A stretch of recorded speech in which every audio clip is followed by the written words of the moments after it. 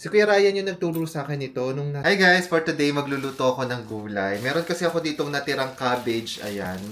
At meron ako ditong carrots. Parang medyo masisira na tong carrots na to. So, naisip kong magluto ako. Nung parang side dish lang. Yung, alam niyo sa Tokyo, yung parang gulay nila doon. Actually, tinuruan ako ni Kuya Ryan noon. Kaya, try kong gawin ngayon. So ito guys, ginayat-gayat ko na yung ating cabbage, yung carrots, at saka ng sibuyas lang. So yan lang yung gagamitin natin. Madalas kasi ako dito guys nasisiraan ng mga gulay kasi hindi ako nakakapagluto. Yung alam niyo parang pag nag-weekend, nagplano ka ng lulutuin, tapos pagdating ng weekday, sobrang busy ka sa trabaho, tapos hindi mo na nagamit or naluto yung mga gulay. So nasasayang. So ayun, medyo malapit nang masira yung ating carrots, kaya naisip ko ito na lang yung lulutuin ko. And start na tayo magluto. Sa mainit na mantika, lagay lang natin yung mga sibuyas. Halo-halo lang hanggang sa lumabas yung kanyang aroma. And then, after a while, ilagay na natin yung carrots. Tapos halo lang. And then, after a while, lagay na rin natin yung cabbage. Ilalagay ko na tong cabbage kasi ito yung part ba ng cabbage na medyo may matigas na part sa dulo. So, hindi ko na siya nahiwalay. Yan, lagay na natin lahat yan. Lagyan natin ng pampalasa. Nilalagyan ko pala to ng oyster sauce. Yan. Tansya-tansya lang. Tapos, lagyan natin ng pepper. And then, lagyan din natin ng salt. Tapos, mix lang. Mekos-mekos.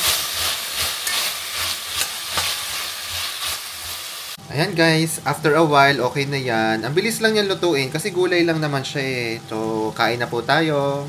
Ayan, eto na guys yung aking lunch. Actually, meron akong adobo fried rice dito kasi nag-adobo si Mau. Tapos, ginawa ko, niretoke ko siya. Sure, kala mo, magaling talaga. Ginawa kong adobo fried rice tapos ito yung manok. And then naisip ko parang walang gulay kasi nga medyo masisira na yung mga gulay namin doon, yung cabbage tsaka yung carrots. Ginawa ko siyang parang side dish, ayan siya. Ginisa lang. Parang siyang pampansit, no? Si Kuya Ryan yung nagturo sa akin ito nung nasa Manila pa kami nakatira ni Kuya Ryan. Gumagawa siya lagi ng ganito. So ayan, tikman natin. Top. Ganun din ba kayo guys? Nasisiraan din kayo ng gulay sa ref ninyo? Lalo na kapag halimbawa may pinaplano kayong lutuin during the week, tapos hindi na kayo nakapagluto kasi sobrang busy.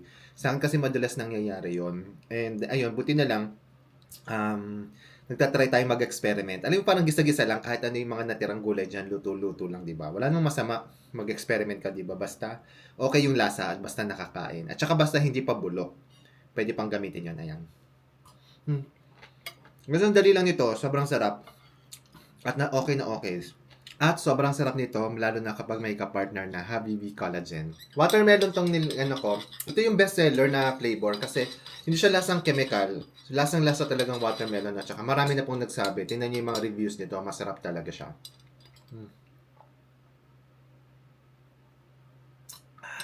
Very refreshing. Yan. Bagay na bagay sa lunch ko ngayon. So, ayan guys, kain muna ako and thank you po sa pagsama sa akin.